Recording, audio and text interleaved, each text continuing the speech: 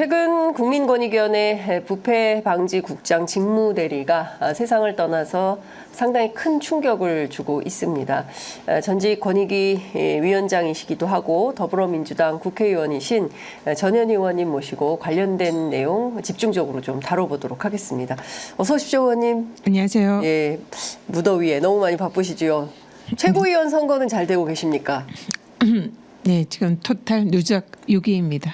순위권밖에 밀려났어요. 얼른 안으로 들어가셔야 되겠습니다. 예. 많이 좀 도와주십시오. 예. 참 저희가 웃기만 할 수 없는 상황이 발생을 한 건데요. 너무나 지난주에 충격을 받았습니다. 양심에 반하는 일을 해서 괴롭다. 평소에 이제 이런 하소연을 주변에 해왔다는 것이고요. 이 보통 심각한 문제가 아닌 것 같습니다. 결국에는 김건희 여사의 명품백 사건을 실무적으로 담당하던 실무국장이 결국 이런 극단 선택을 하게 된 상황에 이르게 된 건데요. 자, 의원님, 어제는 대통령실 앞에서 1인 시위도 하셨습니다. 좀 심경이 어떠십니까? 이 젊은 국장의 죽음은 저는 윤석열 정권이 살인자다 생각합니다. 결국 김건희가 이 국장을 죽음에 이르게 했다. 그래서 김건희가 살인자다. 네. 그리고 그 김건희와 윤석열을 보호하기 위해서 자신의 책임을 망각하고 권익위를 망가뜨리고 청탁금지법을 무력화시키고 젊은 그 부패방지 국장에게 압력을 행사한 네. 그 권익위 수뇌부 권익위원장 유철한 권익위원장 정성윤 권익위 부위원장 이분들이 사실상 이 죽음으로 내몰았다. 그래서 이분들은 책임지고 즉각 사퇴한다.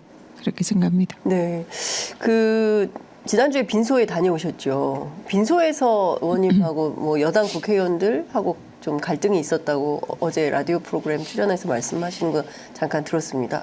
갈등이 아니라 네. 제가 분노를 했죠. 사실 그날 제가 빈소를 찾았을 때에 우리 이제 유가족들 젊은 부인과 그리고 자녀, 어린 아이들. 자녀, 네 미성년자 자녀들 그리고 또 어머님, 고인의 어머님 이렇게 가족들이 계셨어요.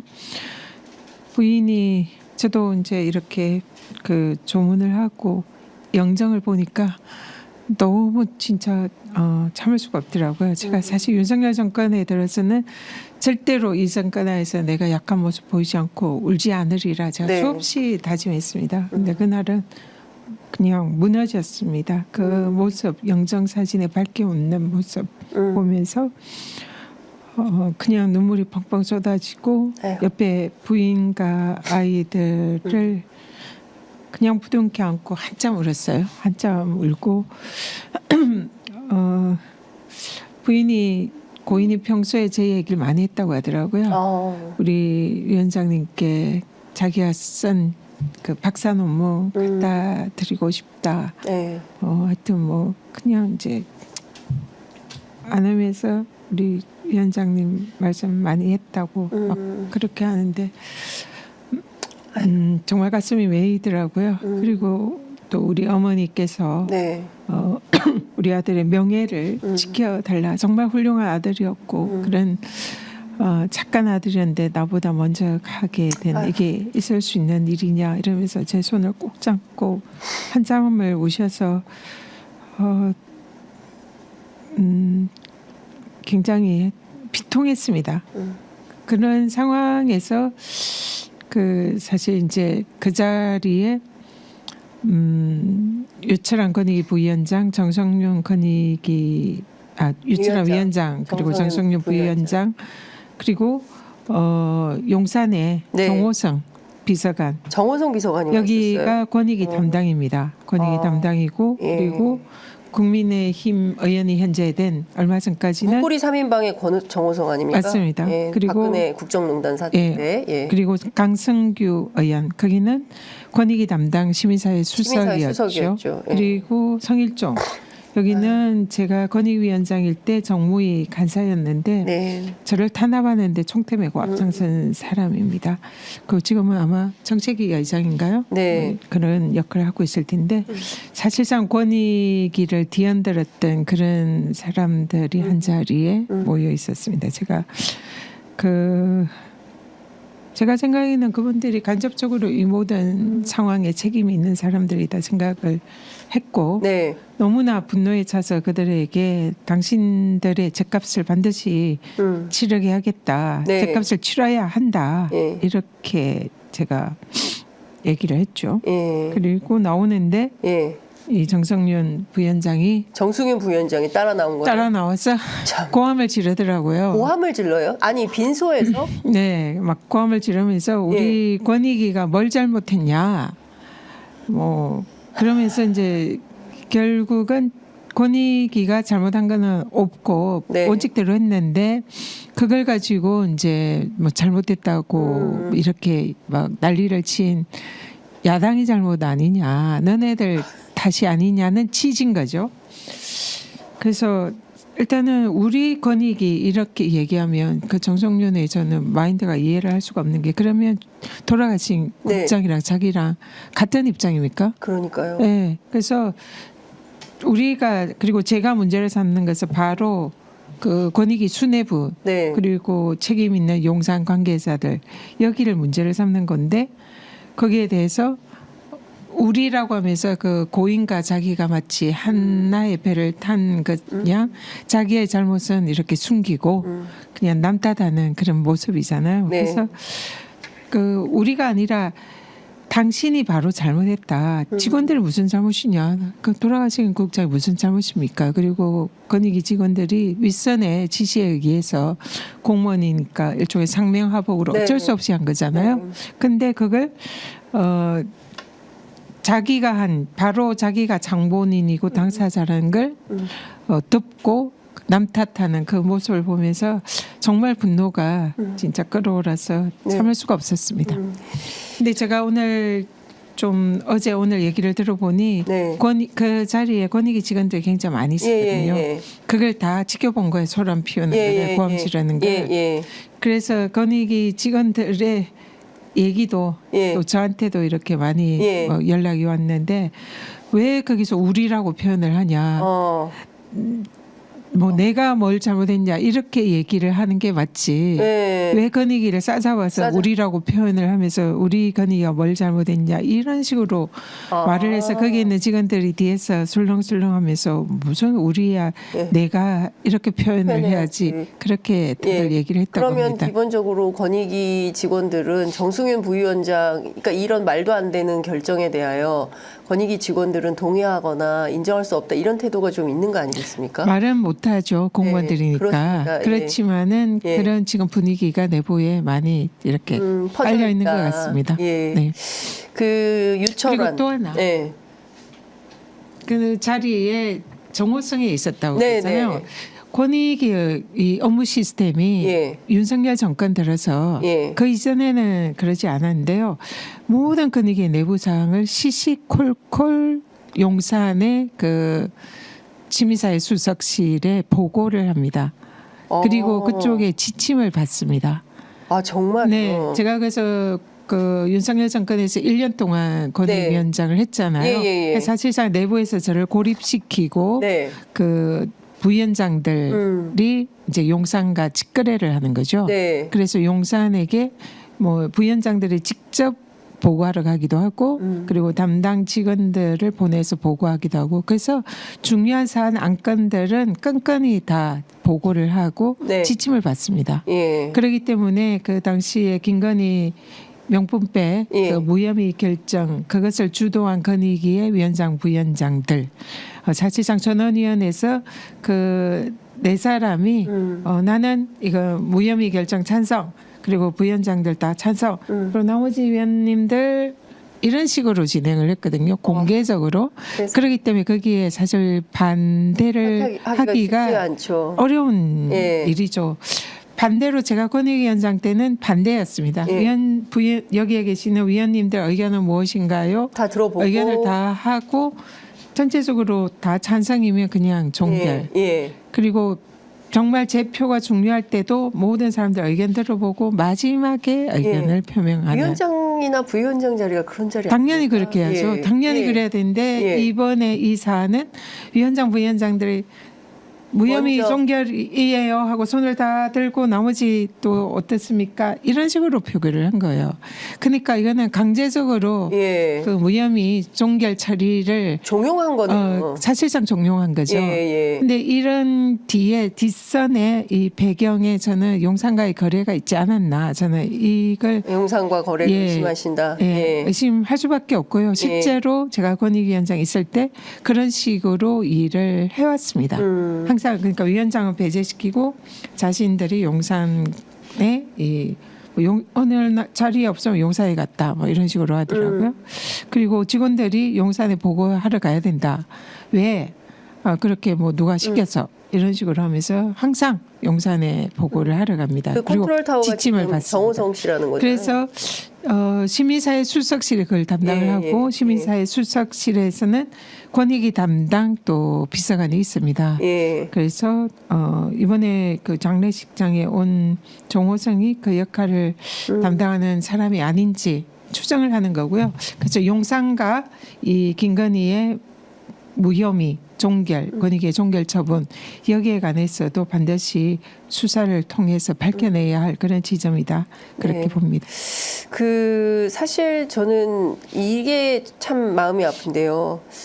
그 고인이 생전에 명품백 사건 처리 이거 너무 잘못돼서 걱정이다. 죄송하다. 이런 얘기를 굉장히 많이 했다는 거고 의원님께서도 권익위 계실 때 굉장히 그 아끼던 직원이었다는 말씀하셨습니다. 여러 매체를 통해서 이분이 돌아가실 분이 아니거든요. 열심히 그 현장에서 권익위 직원으로서 자기 역할과 본분을 해야 될 분인데 이분이 도대체 얼마나 큰 심리적 압박을 받았으면 이런 극단적 선택을 했을까? 저는 그게 너무 이 수사 대상이 아닌가라는 생각이 좀 듭니다. 그러니까 예컨대 정승윤 부위원장, 유철환 위원장 등이 소위 수뇌부가 이 실무국장을 상대로 어떤 심리적 압박을 가한 것인가 이것도 좀 확인이 필요하지 않을까요? 맞습니다. 그렇게 생각하고요. 네. 이 권익위의 이 청탁금지법이나 뭐 요 권익위의 청탁금지법, 이해충돌방지법 또 행동강령, 청렴도 이런 걸 담당하는 네. 실무 책임자였습니다. 예. 그래서 이분이 김건희의 디올백 사건 그리고 이재명 대표의 헬기 이송 예. 그 공직자 행동강령 위반 사건 그리고 또 유희림 방심위원장의 이해충돌 사건 그러니까 세간의 대통령과 권력 실세들과 관련되어 있는 이런 정치적인 사건의 대부분 실무 책임을 맡았습니다. 근데 그게 방향성이 모두 뚜렷하잖아요. 예. 용산이 바라는 거. 그러네요. 그러면 여기에서 용산이 끈끈이 개입을 했을 가능성이 높고요. 그리고 실제로 그 권익위에서 이런 걸 이제 조사하거나 처리하는 절차는 네. 전적으로 실무진이 이걸 다 맡아서 처리를 하게 돼 있습니다. 예. 그리고 그것을 지휘하는 사람은 실무국장이고요. 예. 그러니까 이분이 실무 책임자인데 제가 있을 때는 제 이전의 권익위도 그랬을 거라 생각이 드는데요.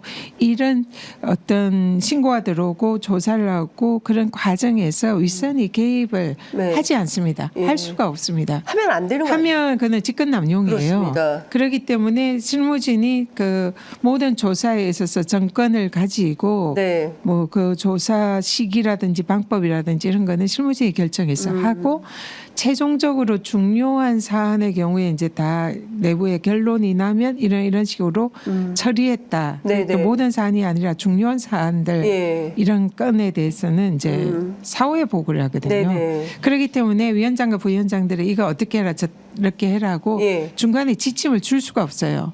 용산도 마찬가지고요. 그러면 안 되는 거죠. 그러면 안 되는 겁니다. 직권남용입니다. 예. 그런데 이 정권은 그렇게 한 것 같아요.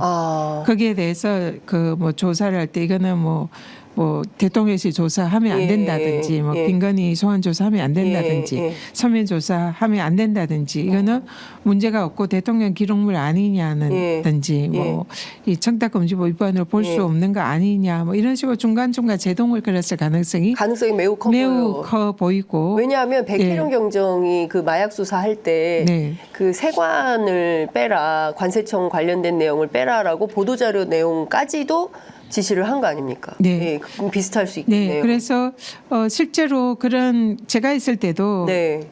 저는 이제 전혀 개입을 하지 않고 네. 위원장의 이제 그런 독립성을 지키는 그런 일종의 이제 방패 역할, 네, 외부의 이 압력을 지키는 방패 역할을 저는 위원장이 해야 된다 생각하고 직원들의 자율성과 독립성을 존중해 주는 게 그게 우리 권익위의 그 위상이나 네, 역할에 네. 맞다 이렇게 생각을 하고 그렇게 일을 하는데 예. 윤석열 정권 들어서 부위원장들이 들어오면서 이 자들이 예. 그 직원들과 직접 소통하고 용산과 소통하면서 항상 네. 그런 뭐 용산의 뜻을 전달하고 또 실행하는데 그렇게 앞장을 쓰더라고요. 그래서 예. 제가 그렇게 하지 마라 하고 예. 수없이 경고를 했고 또 그걸 반드시 내가 문제 삼겠다. 그리고 직원들한테 혹시 부당한 이런 지시라든지 압력이 들어오면 반드시 네. 증거를 남기고 기록을 해둬라. 그래야 당신들이 다치지 않는다. 이런 식으로 제가 항상 얘기를 했거든요. 네. 그런 거에 비추어서 충분히 제가 이제 떠난 이후에는 사실상 한패들이 모여가지고 그 대통령 일가를 비호하기 위한 네. 그리고 권력을 비호하기 위한 그런 역할에 행동 대장처럼 앞장섰을 가능성이 매우 높다. 그 누구라고 보세요? 행동대장으로 했던 핵심 행동 대장의 핵심은 지금 정승윤 부위원장? 이제 부패 방지 부위원장입니다. 아. 이 권익위는 부위원장 차관급 예, 부위원장이 세 명이 명. 있어요. 한 명이 이제 정성윤 예. 이게 부패 방지 부위원장, 예. 부패 방지를 예. 담당하는. 예. 그래서 돌아가신 우리 부패 방지 국장 직속 상관입니다. 그러니까 정성윤. 정성윤이 모든 것을 지시하거나 그렇게 하는 네. 위치에 있는 사람이죠. 예. 그리고 이제 김태규 현재 예, 방통위에 예. 가서 방송 장악에 예, 예. 앞장서고 있는 여기가 고충 부위원장 예. 그리고 이제 박종민이라고 행정심판 예, 부위원장 세 사람의 부위원장이 예. 정성윤은 검사 출신이고 대통령 인수위에 있었던 네, 사람이고. 사람이고 김태규는 판사 출신인데 법원에 있을 때부터 예. 극우적인 발언으로 유명한 예. 그리고 권익위에 있을 때 저를 탄압하는데 사실상 앞장선 그리고 뭐 용산과 계속 소통을 소통하고. 하면서 내부에서 이제 저를 이렇게 고립시키고 탄압하는데 앞장섰던 인물입니다.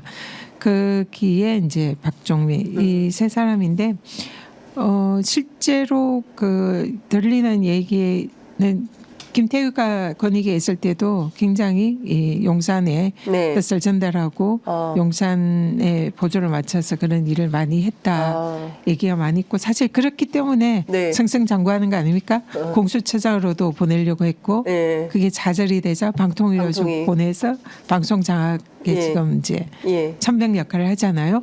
그래서 그렇지만 가장 직접적인 이제 인물은 정성윤. 그래서 사실 지금 권익위 내부에서 국장의 이 억울한 안타까운 희생에 사실상 직접적인 책임을 져야 할 사람은 정성윤 아니냐 네. 이런 얘기가 많이 나오고 있습니다. 그 이제 중요한 포인트는 이 고인의 이제 문제를 어떻게 할 것이냐라는 것인데 지금 그 권익위 내부에서도 일부 권익위원들이 진상규명 방안 제시해라 이런 요구를 하고 있습니다. 자체 진상규명 방안을 만들어서 전원이 안건으로 상정해달라 이런 요구를 하고 있는데 하겠습니까? 일단 권익위 전원위에서 그런 얘기가 나오는 것도 저는 굉장히 신기합니다. 왜냐하면 현재 전원위가 네. 거의 장악이 됐습니다. 네. 윤석열 정부로. 네, 그래서 이 기존의 권익위 전원위의 구성은 굉장히 독립적인 그런 구성이 많았어요. 네. 그래서 비록 지난 민주당 정권에서 임명이 되었다 하더라도 네. 제가 권익위원장 있을 때는 늘 쓴소리하는 그런 권익위 내에서 그런 예. 이 야당 목소리, 야당목. 예. 네 그런 목소리를 내고 항상 그런 부분에 있어서 안건을 가지고 토론을 하고 입장이 다르면 서로 이렇게 이제 네. 굉장히 치열한 논쟁 끝에 결정이 내려지고. 그런 게 이제 전원이었습니다. 네, 네. 근데 어느새 지금 권익위 전원위가 완전 거주기로 전락을 한 거예요. 근데 그게 저는 위원장과 부위원장들의 책임이 무척 크다 생각합니다. 네. 왜냐하면 그들이 자율적으로 그 상임위원이나 비상임위원들의 의견을 개진을 네. 할 수 없도록 사실상 자신들의 의견을 선제적으로 표현을 하면서 네. 그 모든 그 권익위의 전원위 위원들이 암묵적으로 거기에 따르지 않으면 네. 안 되는 그런 분위기를 조성을 해왔던 거죠. 근데 그런 상황에서 지금 권익위에서 그런 목소리가 나온 것은 그분들이 엄청나게 큰 용기를 낸 겁니다. 네. 그래서 자신들이 그 이번 권익위 국장의 그 책임 진상 규명을 하고 자체적으로 조사를 해야 한다 이런 목소리를 내는 걸로 알고 있고요. 네. 정성윤이 거기에 대해서 또 기사를 보니까 한마디 했더라고요. 네. 당신들도 다 같이 네. 그때 종결 처리에 찬성하지 않았냐. 예, 이제 와서 왜 딴소리냐 네, 이런 거예요. 그런 얘기를 해서 예. 뭐 부끄러운 일이죠. 예, 모두. 예. 네. 그렇지만 사람이 세상을 떠난 사건이 발생한 거잖아요. 그러면 이 사건에 대해서 겸허하게 수뇌부가 반성하고 성찰해야 되지 않나라는 생각이 좀 들고요. 이것 좀 여쭤볼게요. 이 정도 일이 있었으면 네. 더구나 이 젊은 국장이 예.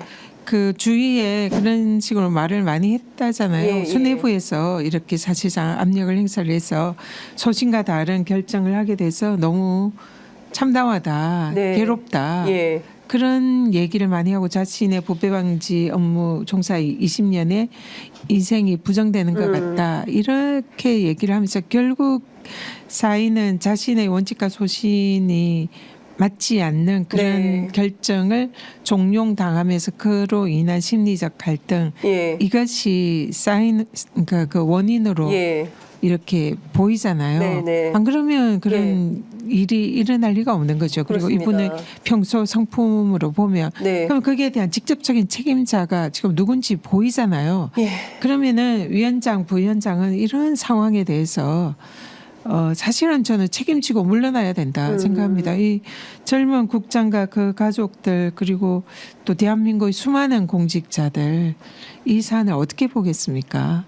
그리고 거기에 대해서 조금이라도 반성하고 책임감을 느낀다면 당장 자리를 내놓고 사퇴하고 저는 석고대죄하는 것이 마땅하다. 그리고 그 원인을 제공한 그 국민들 다 보는 앞에서 명품백 받은. 주고받고 그걸 또 신고도 하지 않고 덮어준 대통령 부부 정말 이 고인들에게 석고대죄하고 책임져야 된다 생각합니다. 김건희 여사가 여기 이 빈소를 가야 되는 거 아닙니까? 제가 그래서 그 얘기를 네. 했어요. 대통령과 김건희가 휴가였잖아요. 휴가하고 김건희가 그날 우리 예. 장례식장에서 우리가 비통에 빠져 눈물 흘릴 때 네. 김건희는 시장에 가서 사진 쇼를 했더라고요. 예, 명란 어묵 뭐 짱.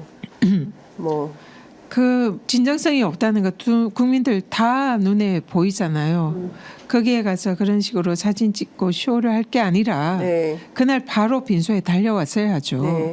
빈소에 와서 자기가 지금 대통령 행세하면서 국민들 뭐 이렇게 시청 앞 광장 뭐 거기도 자기가 국화꽃 들고 가지 않습니까? 네. 위로하러. 지금 자기 때문에 일어난 자기 때문에 일인데 일어난 일인데. 거기에 대해서 자기가 그렇게 시장에 가서 쇼할 예. 시간이냐고요. 예. 그런 시간이 있으면 바로 그날 빈소에 가서 예. 어쨌든 자기로 인해 예. 일어난 일이니까 정말 죄송하다. 한마디라도. 그리고 가족들 위로하고 그렇게 해야죠. 그게 사람 아닙니까? 그러니까요. 그래서 예. 너무너무 화가 나는 예. 거예요. 그래서 김건희가 살인자고 김건희가 여기에 대한 책임자입니다. 그리고 네. 윤석열 대통령 당신이 책임자고요. 예. 여기에 대해서 예. 용산 대통령실 입장 밝혀야 됩니다. 그리고 사과해야 됩니다. 어떻게 살라는 겁니까? 이 남은 가족들. 이 엄마하고 이 청소년기 아이들이 평생 어떻게 살란 말입니까? 이거에 대해서 누가 책임을 질 겁니까? 멀쩡하게 정말 권익위에서 일 잘하던 젊은 공직자가 이렇게 엄청난 비탄의 죽음을 맞이하게 됐는데 누구 하나 책임지고 설명하는 사람이 없지 않습니까? 사과하는 사람이 없지 않습니까? 오늘 제가 그러니까요. 시간이 많지 않아서 이 순직 인정은 어떻게 될 걸로 보이세요? 물론 이제 공무원 재해 보상법에 따르면 공무수행 또는 공무와 관련한 사유로 인한 정신적 이상 상태에서 자해행위를 했다는 상당한 인과관계가 인정되는 경우에는 공무상 재해로 인정이 된다라는 법조문은 있는데 공무원 재해보상 심의위원회가 이 순직 여부를 결정을 하게 된다고 하는데 말로는 이제 해준다고 하는데 어떻게 될 걸로 전망하세요? 예, 순직을 인정받으려면 그 이제 인과관계 예. 인정이 돼야 되잖아요. 예. 그래서 여기에 그 권익위 내부의 직원들이나 그 수뇌부들이 이 고인의 사망에 지금 이제 그 업무 수행 과정에서 오는 정신적인 고통, 스트레스로 인해서 사망을 했다라고 우리들이 보고 있잖아요. 네네. 근데 그것이 내부의 뭐 어떤 좀 입증할 만한 증거라든지 증언을 통해서 인정이 돼야 됩니다. 근데 수뇌부에서는 절대로 인정을 하지 않겠죠. 뭐 그러니까. 야당 때문에 이렇게 했다 뭐 이런 식으로 하고 있는데 네. 그래서 그게 수뇌부의 입장, 뭐 위원장, 부위원장의 네. 입장이 예. 그것을 사실상 인정하지 않을 거다. 그러면 그 재해 순직 인정에 걸림돌이 될 수가 있다. 정말요. 그런 좀 우려가 있고요. 예. 그리고 또 이제 초기에 나왔던 얘기는 예. 이 권익위에 지금 청탁금지법 시행령을 개정하려고 전국을 다니면서 간담회를 하고 예. 그런 과정에서 업무가 힘들어서 과로로 뭐 이렇게 했다. 과로? 그런 이제 그 초기에 이제 예. 권익위 내부에서 이 사건을 예. 그 뭔가 정신적인 고통 그게 이런 걸 아니라. 좀 덮기 위해서 예. 그런 쪽으로 외부에 좀 많이 얘기를 한 것 같습니다. 예. 그래서 사실상 이제 업무상 과로의 경우에는 어느 정도 인정이 될 수도 있는데 네. 그는 입증하는 게 뭐 그렇게 어렵지는 않잖아요. 예. 뭐 직원들도 그렇고 동료들도 그렇고. 예. 근데 이 정신적인 스트레스로 인한 그런 이제 순직이라는 것은 그 내부에서 그걸 인정을 하고 거기에 대한 증거나 증언이 있어야 되는데 네. 실질적으로 그 부분이 쉽지는 않겠다 그런 생각이 예. 듭니다. 그러면 이 어머님께서 간절히 원하시는 아드님의 명예회복과 관련해서는 누가 책임지고 누가 끝까지 이거를 해결할 수 있을까요? 그러니까 진실을 지금 덮으려는 예. 그런 이제 권익위의 수뇌부들 네. 그리고 있을 야당 탓으로 돌리려는 네. 권익위의 수뇌부와 국민의힘 예. 그리고 윤석열 용산 정권 네. 모두가 이해관계가 일치하고 이 사건은 그냥 하나의 해프닝 내지 그냥 업무가 힘들었어 아니면 야당 때문에 이런 식으로 지금 몰고 가고 네. 있잖아요. 예. 이런 상황에서 사실상 순직 결정은 정권이 하잖아요. 네. 인사혁신처 예. 뭐 이런 데서 그 다 윤석열 정권이 장악하고 예. 있고 그 정권이 시키는 대로 하는 예. 그런 사실상의 공직자들로 고위공직자죠.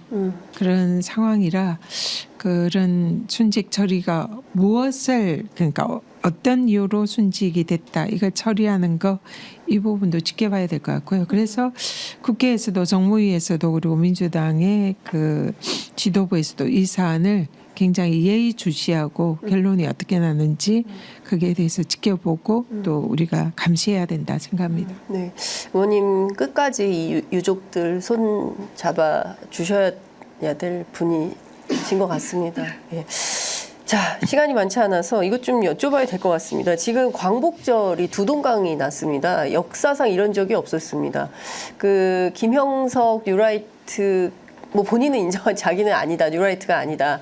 그리고 광복절 인정한 적이 없고 건국절 하자고 주장한 적도 없다라고 얘기를 하지만 사실 그가 그동안 해왔던 대화의 맥락 그 내용을 보면 사실상 뉴라이트에 해당이 되죠. 나라가 없었고 뭐 우리는 48년 이전에는 일본 국적이었고 뭐 이런 얘기를 하고 있는 것 자체가 좀 용인하기 어려운데 어떻게 보십니까? 이 독립기념관장 임명을 둘러싸고 또 다른 역사 논쟁, 건국절 논쟁이 벌어지고 있습니다. 이 문제를 어떻게 좀 풀어야 된다고 보십니까?